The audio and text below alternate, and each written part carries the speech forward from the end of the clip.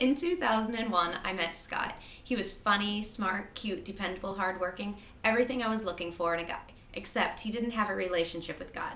I knew better, and I'd seen firsthand how it affects a family to have spiritually divided parents. I met Shelley on a blind date. She had a bubbly personality and was very vivacious. I knew she was my soulmate. We got married in 2003. Everything was going great, and I didn't realize there was anything missing. We were attending church together because I knew it was important to Shelley. At that time, I didn't have a relationship with God, and the church that I grew up in had a very empty feeling. It was archaic and stale. I'd been taught to fear God, and the Bible was intimidating. But this new church was different, and a small voice was getting louder and crying for more from me. We started our family quickly. We had our daughter Avery in 2005, followed by our son Bennett in 2007. All along, I was praying for Scott's salvation. He was such an amazing father and husband, and it killed me to know that he was separated from our Heavenly Father.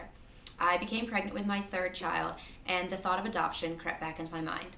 It was something I had felt called to since high school, and the feeling was coming back strong, but I kept silent. I had never really thought about adoption, but God was moving other things in me. I didn't know that Shelley was specifically praying for me, but something was stirring. I suggested we attended a class for those searching or starting a relationship with God. I also wanted to join a small Bible study group. I knew that God's desire was to bring me into His loving arms, and I was finally willing to turn my life over to Him after attending my first men's retreat.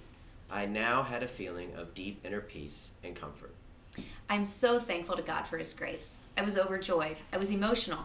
I was pregnant. We were now set on a joint path for eternity.